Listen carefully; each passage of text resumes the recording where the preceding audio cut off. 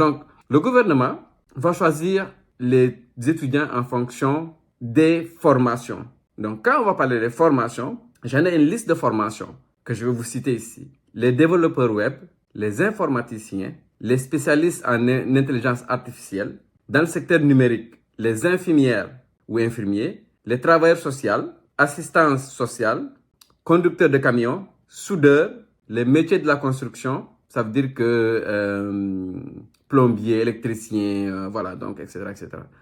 Robotique et aérospatiale. Donc, ça, ce sont les domaines. Et partout dans les provinces que je vous ai citées tout à l'heure, là, les provinces que je vous dis, ok, si vous êtes francophone, allez dans ces provinces-là. Donc, partout dans ces provinces-là, le besoin ou le manque de main-d'œuvre dans ce domaine-là est crucial. Donc, ils vont combler leurs besoins en choisissant des étudiants qui vont pouvoir répondre dans les prochaines années à leur manque de main-d'œuvre. Chers amis, frères, sœurs, parents, étudiants, j'espère que vous allez très bien. Moi, de mon côté, ça va super bien. Cette vidéo, je l'ai enregistrée ce samedi 24 février 2024 et je vais la publier demain dimanche, le 25, dans la matinée. J'espère qu'elle vous trouve en très bonnes conditions, en santé. Comme vous le savez, ici, je vais parler dans cette vidéo de ce qui concerne la lettre d'acceptation provinciale et des critères qui feront en sorte que vous allez soit l'avoir ou ne pas l'avoir. Donc, les choses ont changé, les choses sont développées. Et voilà, j'espère que vous allez pouvoir regarder cette vidéo jusqu'à la fin parce que mon objectif, c'est que vous sortez d'ici avec le maximum d'éléments possibles pour être prêt. Donc, je suis convaincu que vous êtes des personnes logiques, des personnes qui ont la faculté de comprendre un raisonnement. Et avec toutes les choses que je vais aborder dans cette vidéo, j'espère que ça vous permet de pouvoir réussir votre projet et de pouvoir venir au Canada, soit en 2024 ou en 2025. Alors donc, sans trop avancer dans le sujet qui nous concerne, je vais juste vous dire que ceux qui ne savent pas, hein, YouTube a combattu ma chaîne il y a quelque temps. Et puis, voilà, donc pour des propos que j'avais tenus par rapport à les fameuses bourses d'exemption que le Québec avait annoncées pour les étudiants étrangers. Et j'avais traité le gouvernement du Québec d'arnaqueur. Et puis, depuis ce temps-là, j'ai eu des problèmes. Et aussi, j'avais fait une vidéo par rapport aux demandeurs d'asile aussi. Et depuis ce temps-là, je vois que la plupart de mes vidéos ne sont pas propulsées. Et je me suis réveillé un matin avec moins de 2000 abonnés. Et voilà, donc je vais vous faire une autre vidéo où je vais parler de qu'est-ce que YouTube fait avec moi depuis ce temps-là. Et je pense que ça mérite d'être dénoncé vraiment. Alors donc, de toute façon, le plus important, c'est ce que vous pouvez faire comme action. Donc, de vous assurer que vous êtes vraiment abonné à ma chaîne et aussi de vous assurer que vous avez activé la cloche de notification. Et puis, si vous aimez la vidéo, mettez un pouce bleu. Donc, vous n'êtes pas forcé de mettre un pouce bleu quand vous n'aimez pas une vidéo. Moi aussi, je regarde des vidéos sur YouTube. Et quand j'aime une vidéo, je mets un pouce bleu. Si vous n'aimez pas, ne mettez pas de pouce bleu. Donc, libre à vous. Et voilà, donc moi, je suis quelqu'un qui est libre d'esprit. Donc, je ne vais pas aller tout le temps dans le sens du poil du gouvernement, que ce soit provinciaux ou le gouvernement fédéral. Je vais aller avec l'analyse de qu'est-ce que je pense. Je suis quelqu'un de très libre d'esprit. Et voilà, donc je vais aller avec ma façon de voir les choses. Et voilà, donc qu'il en plaise ou non aux autorités, c'est pas vraiment mon problème. Alors donc, dans cette vidéo, comme je vous ai dit, on va parler de la règle d'acceptation provinciale. Et ici, on va aller de façon simple, avec des mots simples, qui vont permettre à chacun de pouvoir comprendre la logique derrière tout ça. Et je pense que à la fin, vous pouvez mettre dans les commentaires qu'est-ce que vous avez pensé de tout ça. Vous aussi de votre côté. Alors donc, premièrement, 360 000 nouveaux permis d'études à partir du 22 janvier 2024 à 8h30. Ça veut dire que ces 360 000-là que le gouvernement fédéral annonce pour les permis d'études qui concernent seulement les étudiants qui vont faire le bac dans les universités et les étudiants qui vont aller dans les cégeps. Donc, ce 360 000-là va être réparti dans les provinces. dans les différentes provinces et territoires. Donc, le Canada, c'est des provinces et territoires. Et j'avais fait une vidéo récemment où je vous ai expliqué quelles sont les provinces où vous devez choisir. Donc, moi, je vais rapidement vous dire, de l'ouest en est, vous avez le Manitoba, vous avez Alberta, vous avez Saskatchewan, vous avez Ontario, mais Ontario, c'est au nord de l'Ontario, les universités francophones. Vous avez Québec. Québec, vous avez la possibilité aussi, mais il faut aller absolument en région. Vous avez le Nouveau-Brunswick aussi dans la liste. Vous avez l'île du Prince-Édouard et la Nouvelle-Écosse. Donc, je vous ai cité ces provinces-là dans une dernière vidéo. Vous pouvez aller voir. Donc, ça, déjà, dans les 360 000, pour ceux qui veulent étudier à l'université au cégep, voici les provinces où je vous recommande et surtout les étudiants qui veulent étudier en français. Donc, vous avez un large avantage par rapport à ça. Donc, 360 000, le fédéral dit, OK, moi, je prends 360 000, je vais vous distribuer à vous au niveau des provinces. OK, donc avec les provinces, on va distribuer ça de façon équitable, comparativement à les provinces qui ont eu un grand nombre d'étudiants dans la dernière année. Donc, c'est pourquoi je vous ai dit les provinces où vous devez aller, donc dans les petites universités, dans les petites villes. Et ça, c'est la clé du succès. Et le fédéral, il fait ça, pourquoi? Parce qu'il veut se déresponsabiliser. Beaucoup de gouvernements provinciaux ont critiqué le gouvernement fédéral d'avoir agi sans pour autant filtrer, sans pour autant choisir les choses. Ils ont donné les permis d'études n'importe comment et à n'importe qui. Donc, c'est la raison pour laquelle le fédéral dit, OK, comme vous nous critiquez, là maintenant, on va vous donner la responsabilité de choisir qui va aller dans votre province. Donc, c'est tout simplement ça. Je ne vais pas utiliser des termes compliqués, c'est aussi simple comme ça. Le fédéral se déresponsabilise, il donne la responsabilité aux provinces. OK, dans les 360 000, par exemple, la province du Nouveau-Brunswick, vous avez 10 000 ou 20 000. La province du Québec, vous avez 30 000. La province d'Ontario, vous avez 60 000. La province d'Alberta, vous avez 40-50 000. Voilà, etc., etc., etc., etc. OK, donc après chaque province, donc chaque gouvernement provincial, doit s'organiser à leur niveau.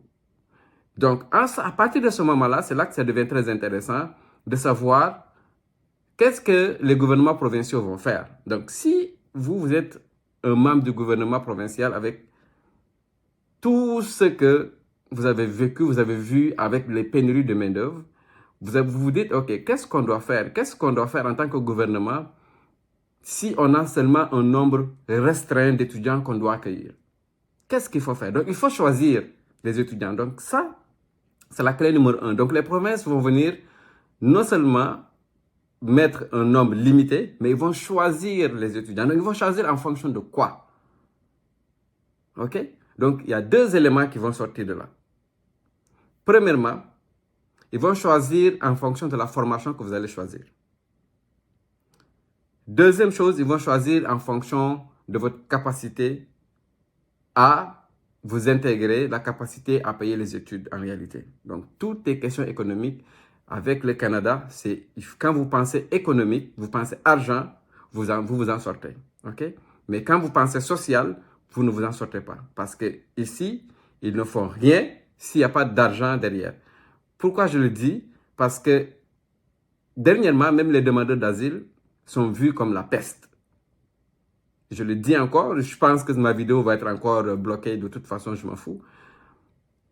Les demandeurs d'asile sont vus comme la peste, alors que durant le Covid, en 2019, 2020, 2022, ce sont les demandeurs d'asile, pendant que tout le monde était malade, les personnels du secteur de la santé étaient malades, n'allaient plus travailler, ce sont les demandeurs d'asile qui ont eu des formations pour aller travailler dans les hôpitaux, dans les centres d'hébergement. Ils ont pris soin des personnes âgées ici au Québec et au Canada de façon générale. C'était les sauveurs. Ils les appelaient les personnes qui sauvaient. Ils étaient très bienvenus les demandeurs d'asile. Mais là, ils n'ont plus besoin. Alors donc, les demandeurs d'asile, c'est maintenant la peste. On n'a plus besoin, tout le monde est critique parce que voilà, tout le monde est rassasié. Donc, il faut comprendre ce concept-là. C'est vraiment une question d'argent au Canada. S'il n'y a pas d'argent, vous ne vous en sortez pas. Donc, pensez toujours économie et quand vous pensez économie, vous allez vous en sortir. Alors donc, le gouvernement vont choisir les étudiants en fonction des formations. Donc, quand on va parler des formations, j'en ai une liste de formations que je vais vous citer ici. Les développeurs web, les informaticiens, les spécialistes en intelligence artificielle, dans le secteur numérique, les infirmières ou infirmiers, les travailleurs sociaux, assistance sociale, conducteurs de camions, soudeurs, les métiers de la construction, ça veut dire que plombier, électricien, voilà, donc, etc., etc. Robotique et aérospatiale. Donc, ça, ce sont les domaines. Et partout dans les provinces que je vous ai citées tout à l'heure, là, les provinces que je vous dis, ok, si vous êtes francophone, allez dans ces provinces-là. Donc, partout dans ces provinces-là, le besoin ou le manque de main-d'œuvre dans ce domaine-là est crucial. Donc, ils vont combler leurs besoins en choisissant des étudiants qui vont pouvoir répondre dans les prochaines années à leur manque de main-d'œuvre. Ils ne vont pas prendre des étudiants qui vont choisir des formations qu'ils n'ont pas besoin. OK? Donc, c'est que ce soit clair pour vous.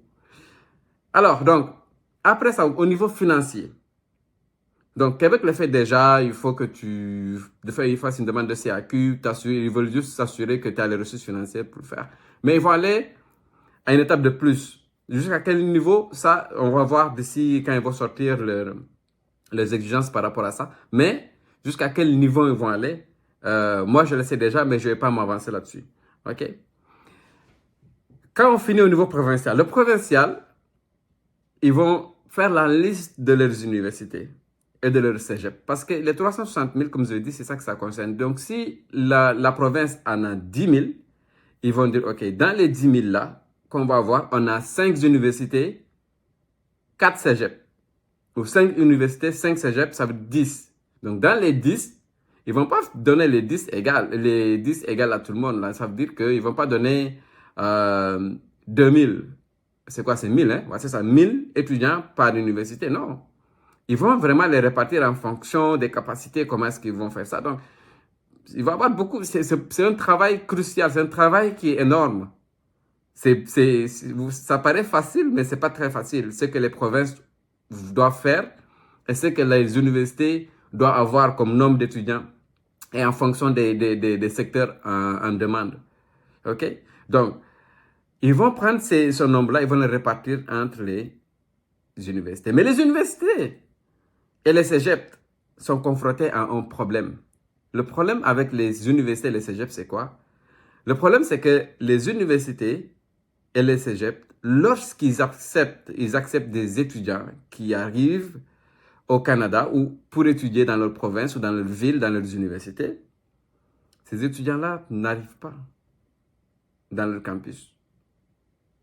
En termes de simple, ce sont des étudiants qui, dès le départ, ils ont obtenu l'admission, ils ont obtenu le visa pour venir étudier dans ce campus-là, mais en réalité, ils ne sont pas venus pour étudier. Ils sont venus pour aller travailler sous la table, dans le noir, aller dans une école de formation que la durée c'est 3 mois, la durée c'est 1 an, et commencer à travailler. Avant de renouveler leur permis de travail ou le permis d'études, là, ils ont fait déjà 2-3 ans. Pendant ces 2-3 ans-là, ils ont travaillé, ils ont ramassé l'argent, ils ont réalisé leur projet. C'est ça la réalité. OK? Donc les universités et les cégeps, pire les universités, ne voient pas leur nombre d'étudiants qu'ils ont acceptés et qui ont eu le permis d'études. Ça, c'est un problème. Alors donc, puisque maintenant, ils vont avoir un nombre réduit d'étudiants, alors qu'est-ce qu'ils vont faire en ce moment-là? Ils vont demander aux étudiants à qui ils vont donner l'acceptation, un délai souvent de 30 jours, pour confirmer leur acceptation. Et comme je vous ai dit, confirmer l'acceptation, ce n'est pas gratuit. Comme tout est question d'argent, comme je vous ai dit ici, tout est question de dollars. Combien le montant ils vont demander? Moi, je suis sûr qu'ils vont demander plus de 3 000 $. 1000, il y en a déjà qui demandent 3 000 $ déjà au Québec, sans même la nouvelle exigence il te demande, OK, si tu es accepté, il faut que tu confirmes. Pour confirmer, tu dois payer $3 000 de frais de confirmation sans même savoir si tu vas avoir le visa ou pas. OK? Donc ça va être une des choses qui va sortir. Pourquoi? Parce qu'en payant les $3 000, si tu obtiens le permis d'études et que tu arrives au Canada avec ton visa étudiant et tu ne te rends pas à l'université ou au cégep, alors tu as perdu tes $3 000.